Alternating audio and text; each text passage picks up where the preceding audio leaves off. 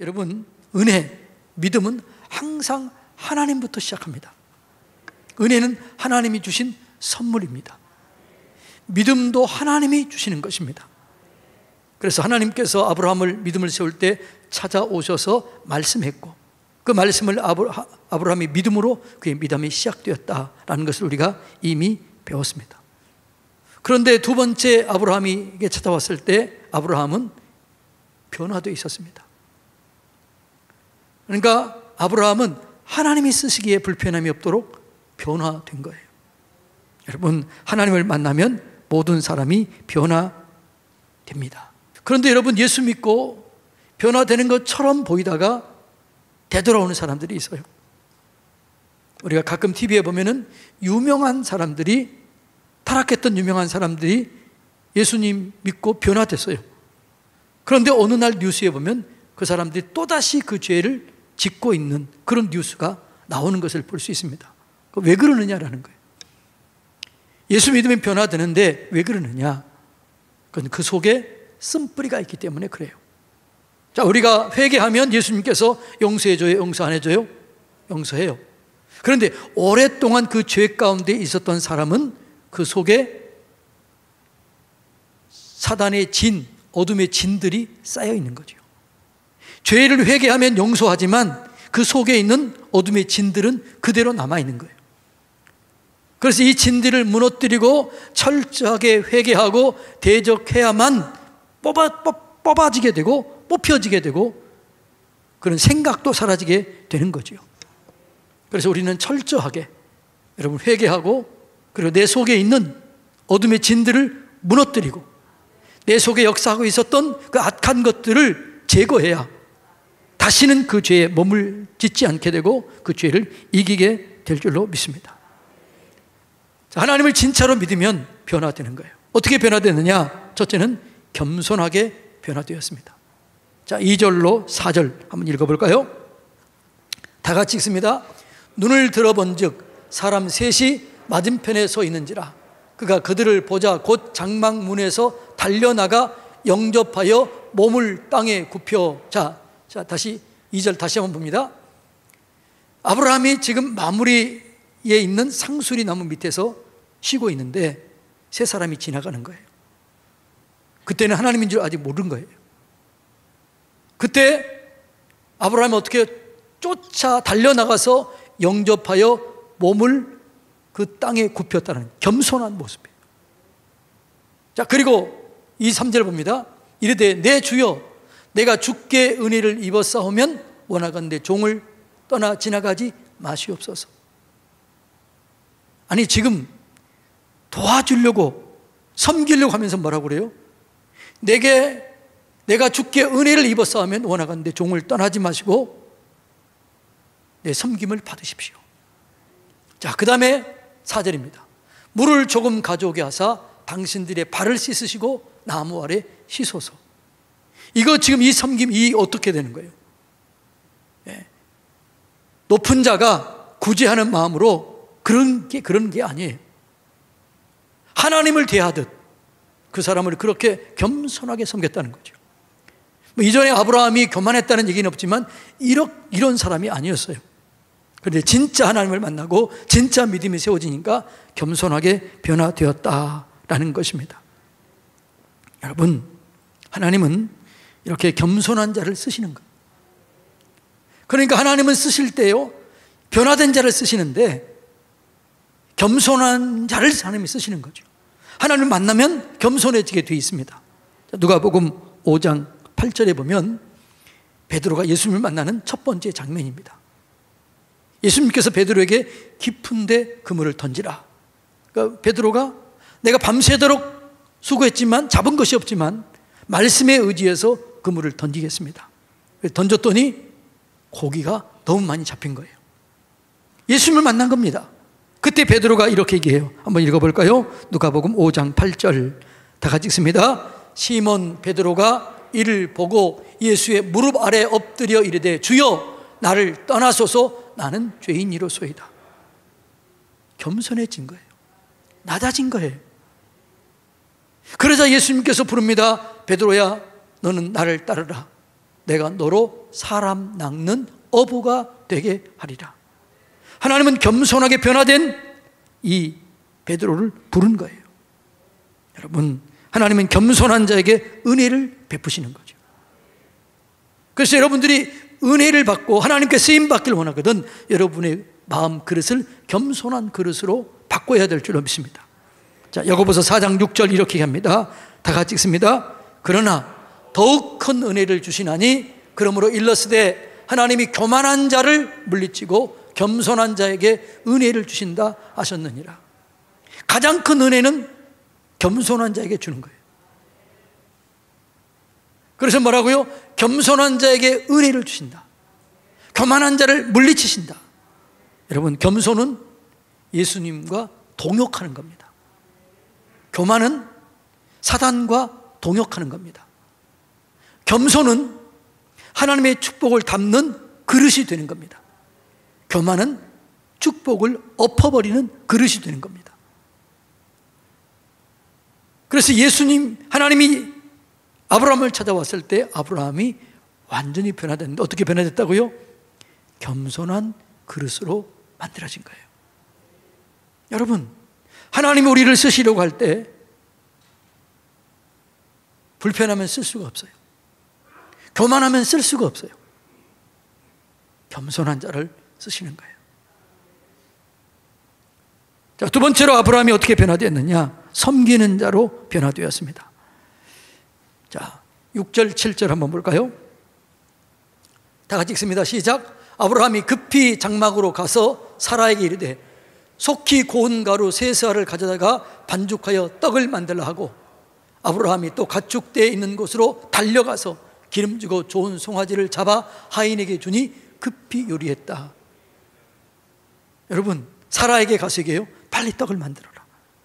그리고 자기는 어떻게 해요? 친히 뛰어가서 송아지 중에서 제일 좋은 것을 잡아 요리하는 거예요.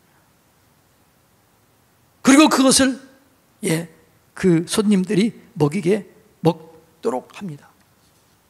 완전히 섬기는 자로 변화된 거죠. 이 처음에는 이 사람들이 하나님인 줄 몰랐어요. 나중에 하나님인 줄 알았지요. 그런데 이 성경은 뭐라고 그러냐면 아브라함이 나그네를 섬겼을 때 하나님을 섬겼다. 그 천사를 섬기는 것이 되었다라고 얘기합니다. 자, 이 사건을 히브리서 13장 1절로 2절은 이렇게 얘기합니다. 다 같이 읽어볼까요? 시작. 형제 사랑하기를 계속하고 손님 대접하기를 잊지 말라. 이로써 부지 중에 천사들을 대접한 일이 있었느니라. 누구 얘기예요? 아브라함 얘기예요. 여러분, 내 주변에 힘들고 어렵고 가난한 자들, 그게 있다면 천사를 보내주셨구나. 그리고 섬길 때 하나님께서 그 섬김을 보시고 우리에게 복을 주시고 더 귀하게 더 많이 섬길 수 있도록 물질도 주시고 지혜도 주시고 능력도 주실 줄로 믿습니다. 하나님은 섬기는 자를 쓰시는 거예요. 하나님의 나라는 섬기는 자가 크다라고 얘기합니다. 마가복음 10장 43절로 53절 다 같이 읽습니다. 너희 중에 그렇지 않을지니 너희 중에 누구든지 크고자 하는 자는 너희를 섬기는 자가 되고 너희 중에 누구든지 으뜸이 되고자 하는 자는 모든 사람의 종이 되어야 하리라. 인자가 온 것은 섬김을 받으려 함이 아니라 도리어 섬기려 하고 자기 목숨을 많은 사람의 대속물로 주려 함이라. 아멘. 하나님은요, 섬기는 사람을 축복해요. 섬기는 가정을 축복해요. 섬기는 교회를 축복해요. 저는 우리 교회가 더 많이 섬기기를 원합니다. 하나님께서 그럴 때 우리에게 복을 주실 줄로 믿습니다. 지도자의 덕목 중에 가장 중요한 덕목 중에 하나가 섬기는 것이라고 성경은 얘기합니다. 자, 디모데전서 3장 2절 다 같이 읽습니다. 그러므로 감독은 책망할 것이 없으며 한 아내의 남편이 되며 절제하며 신중하며 단정하며 그다음에 뭐요? 나그네를 대접하며, 이게 포함되어 있어요. 지도자는 나그네를 대접하고 섬겨야 된다는 거죠. 여러분, 자녀들이 잘 되기를 원하거든 섬기는 훈련을 가르치시기 바랍니다. 섬기는 자가 큰 자가 되고 섬기는 자가 여러분 하나님의 영광을 나타내게 되는 거죠. 저는 한국교회 지도자들이, 섬기는 지도자들이 되기를 축복합니다. 또 섬기는 대통령, 섬기는 국회의원, 또 섬기는 목회자들이 되기를 원합니다.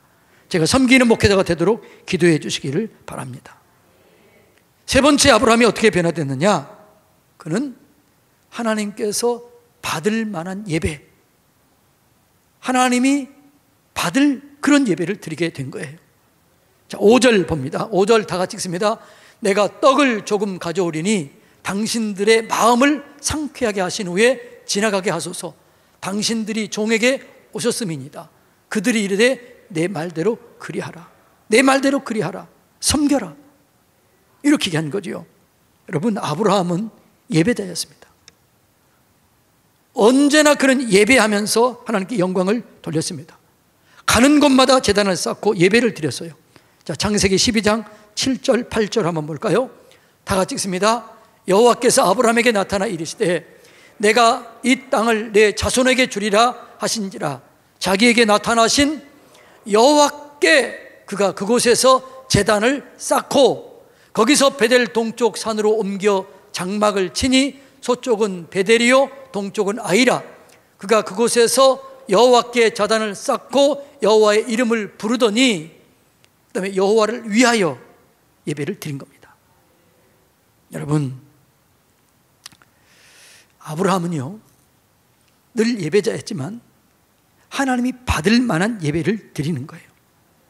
여러분, 우리의 예배는 우리가 드림으로 시작되지만 그 마지막은 하나님이 받음으로 완성이 되는 겁니다. 우리가 아무리 예배를 드렸지만 주님이 받지 않았다, 그러면 그 예배는 헛것입니다. 주님이 받지 않는 예배는 드리지 않는 것과 똑같습니다. 성경에 보면은 예배를 드렸는데 주님께 드려진 예배가 있고 주님께 받지 않는 예배가 있습니다. 가인의 예배는 받지 않았습니다. 아벨의 예배는 받았습니다.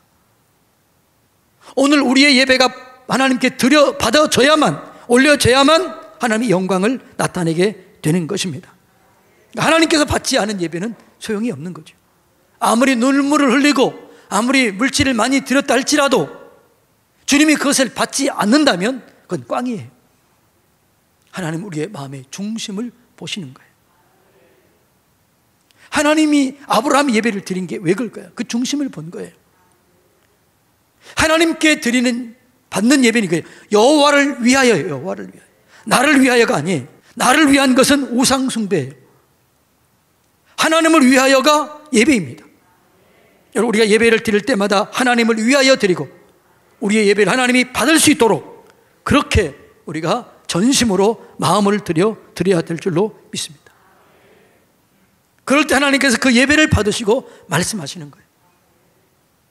하나님께서 이제 아브라함과 이제 소통이 이루어집니다. 하나님의 섬김을 받고 예배를 받고 아브라함에게 두 번째 찾아온 이유를 얘기해요. 소통이 돼야 얘기가 되는 거죠. 자, 9절부터 15절까지 길지만 그 오신 이유를 얘기합니다. 다 같이 읽습니다. 그들이 아브라함에게 이르되 내 아내 사라가 어디 있느냐? 대답하되 장막에 있나이다. 그가 이르되 내년 이맘때에 내가 반드시 내게로 돌아오리니 내 아내 사라에게 아들이 있으리라 하시니 사라가 그 뒤 장막 문에서 들었더라. 아브라함과 사라는 나이가 많아 늙었고 사라에게는 여성의 생리가 끊어졌는지라. 사라가 속으로 웃고 이르되 내가 노쇠하였고 내 주인도 늙었으니 내게 무슨 즐거움이 있으리요. 여호와께서 아브라함에게 이르시되 사라가 이에 웃으며 이르기를 내가 늙었거늘 어떻게 아들을 낳으리요 하느냐. 여호와께서 능하지 못한 일이 있겠느냐. 기한이 이를 때에 내가 내게로 돌아오리니 사라에게 아들이 있으리라. 사라가 두려워하여 부인하여 이르되 웃지 아니하였나이다. 이르시되 아니라 내가 웃었느니라. 자, 하나님께서 두 번째 아브라함에 나타내서 얘기해요. 아브라함아, 내년 이맘때 내 아내 사라가 아들을 얻게 될 것이다. 그런데 그 얘기를 지금 누가 뒤에서 듣고 있어요? 장막문 뒤에서 사라가 듣고 있어요. 그리고 이렇게 얘기해요. 웃기시네. 아니, 그 말도 맞지? 왜냐하면 지금 자기 남편도 애를 낳을 수 있는 능력이 없는 거예요. 자기 몸의 경수가 끊어진 거예요. 그러니까 뭐라고요? 속으로 웃기시네. 내가 어떻게 아이를 낳을 수 있나? 그래서 하나님께서 그 얘기를 듣고 얘기합니다. 사라야, 왜 내가 웃니? 하나님께 능치 못할 일이 있겠느냐? 왜 웃니? 사라가 뭐라 그래요? 나 웃지 않았는데요. 아니, 네가 속으로 웃었다, 이렇게 얘기를 해요. 여러분, 아브라함과 하나님과의 교제를 통해서 마음이 연결된 거예요. 그러자 하나님께서 아브라함에게 이제 온 이유를 얘기해요. 그 온 이유가 뭐지요? 사라의 믿음을 세우기 위한 거예요. 그런데 미리서 얘기하지 않냐고, 다 먹은 후에, 교제한 후에, 친밀함을 가진 후에 얘기하는 거예요. 여러분, 이것이 하나님과 우리 사이에 중요한 영적 포인트예요. 여러분이 뭔가 하나님께 나아갈 때, 기도를 요청할 때 그냥 나가지 말고 하나님과 먼저 친밀한 관계를 형성하시기를 바랍니다. 소통이 이루어져야 되는 거죠. 그럴 때 우리의 기도가 응답이 되고 하나님과 친밀해진 가운데 우리의 소원이 이루어지게 되는 것입니다. 그래서 하나님은 우리가 하나님과 친밀한 교제하기를 원해요. 친밀한 교제가 이루어지길 원해요. 요한계시록 3장 20절 다 같이 읽습니다. 볼지어다 내가 문 밖에 서서 두드리노니 누구든지 내 음성을 듣고 문을 열면 내가 그에게로 들어가 그로 더불어 먹고 그는 나로 더불어 먹으리라. 무슨 말이에요? 내가 너와 친밀해지기를 원한다. 내가 너와 가까워지기를 원한다. 그래서 이렇게 가까워질 때 하나님께서 그때 하나님 역사를 이루는 거예요. 자, 요한복음 5장 7절에도 이렇게 말합니다. 다 같이 읽습니다. 너희가 내 안에 거하고 내 말이 너희 안에 거하면 무엇이든지 원하는 대로 구하라. 그리하면 이루리라. 이 말은 무슨 말이에요? 내 마음과 내 마음이 함께 연결될 때, 너희가 내 안에 거하고 내 말이 너희 안에 거해서 온전한 소통이 이루어질 때, 그때 기도하면 다 응답된다는 거죠. 여러분, 하나님과의 관계가, 우리와 하나님과의 관계 속에 장애물이 없어야 돼요. 불편함이 없어야 돼요. 친밀해져야 돼요. 그때 기도가 응답되고 예배가 받아지게 되고 영광을 경험하게 될 줄로 믿습니다. 예. 그 하나님께서 두 번째 방문한 목적이 뭐라고요? 사라의 믿음을 세우기 위해서라는 거죠. 아브라함은 믿음이 세워졌습니다. 그런데 이제 누구 믿음이 안 세워진 거예요? 사라의 믿음이 안 세워진 거예요. 여기서 우리가 중요하게 생각할 건 이겁니다. 남편이 믿음이 좋다고 해서 아내의 믿음이 좋은 게 아니에요. 아내의 믿음이 좋다고 해서 남편의 믿음 좋은 것도 아니에요. 부모의 믿음이 좋다고 해서 자녀의 믿음이 좋은 것도 아니에요. 믿음은 각자 개별적입니다. 각자가 하나님과의 관계 속에서 세워지고 각자가 하나님과의 관계 속에서 이 믿음이 이루어진다는 사실을 우리는 깨달아야 되는 것입니다. 하나님께서 아브라함에게 내년 이맘때에 내게 아들을 주리라, 그리고 그 아들을 이삭이라 하라, 이렇게 했는데 아브라함은 그 말을 듣고 믿음이 세워지는데 사라는 아직 믿음이 안 생긴 거예요. 그래서 다시 온 거예요. 왜냐하면 믿음이 있어야만, 그 믿음 가운데 하나님이 역사하는데 지금 이제 기도 응답이 가까웠고 하나님의 약속 성취가 가까워졌는데 아직 사라의 믿음이 세워지지 않은 거죠. 그래서 지금 누가 급해요? 하나님이 급했어요. 그래서 급한 마음으로 찾아와서 사라에게 얘기를 하자 사라도 믿음이 세워집니다. 사라의 믿음이 어떻게 세워집니까? 찾아오신 하나님을 만나고 그 말씀을 들었을 때 믿음이 세워진 겁니다. 여러분의 믿음이 온전히 세워지기 위해서는 하나님을 만나야 될 줄로 믿습니다. 하나님의 말씀을 들어야 될 줄로 믿습니다. 하나님을 만나지 않고 말씀을 듣지 않고는 믿음이 세워지지 않습니다. 그래서 여러분은 반드시 하나님을 만나고 반드시 말씀을 들어야 되는 거죠. 그래서 믿음은 들음에서 나고 들음은 하나님의 말씀으로 말미암느니라. 근데 이 말씀을 듣고 사라의 관점이 달라진 거죠. 어떻게 달라졌을까요? 사라는 자기 관점에서 봤습니다. 내 경수가 끊어졌고 내 남편도 구실 못하는데 이거 안 되는 거죠. 자기 관점에서 보니까 이건 불가능한 일이에요. 그래서 안 된다고 믿는 거예요. 하나님께서 뭐라고 그랬어요? 하나님이 능치 못할 일이 있겠느냐? 이 말을 듣는 순간 관점이 달라진 거예요. 아하, 하나님은 할 수 있지. 하나님은 할 수 있다. 하나님은 못할 게 없다. 관점이 바뀌어진 거예요.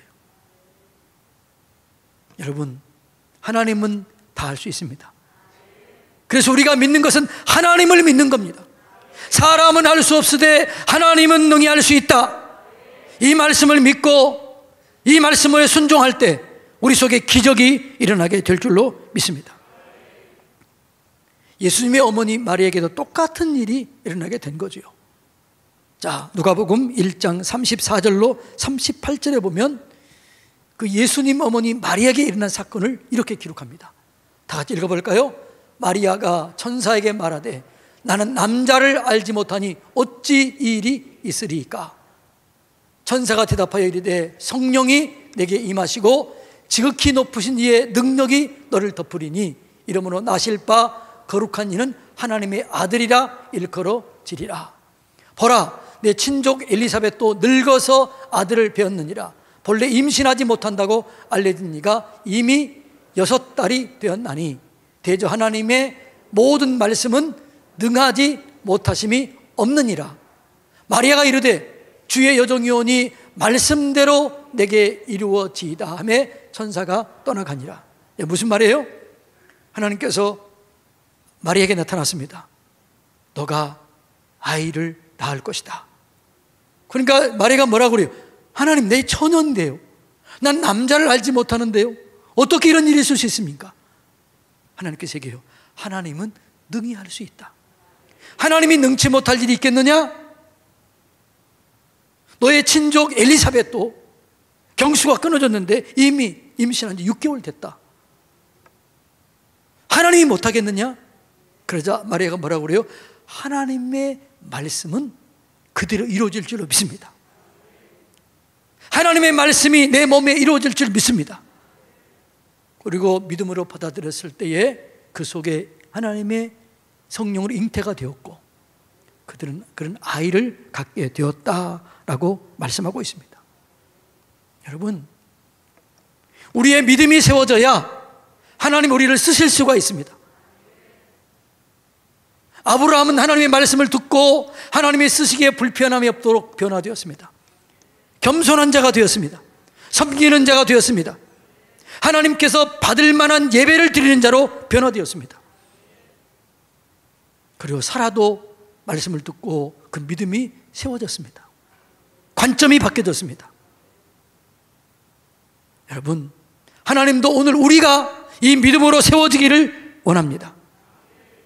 상황과 환경을 초월해서 전능하신 하나님, 능치 못하실 일이 없는 하나님, 그 하나님을 믿고 그 하나님께 기도하고 그 하나님을 의지하기를 원하는 거예요.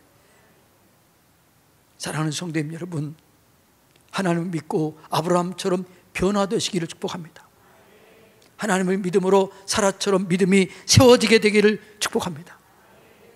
그러므로 여러분의 삶 속에 기적과 능력으로 채워지는 그런 놀라운 삶, 기쁨과 감사로 충만한 그런 기적의 삶이 여러분 가운데 날마다 이루어지기를 예수님 이름으로 축복합니다.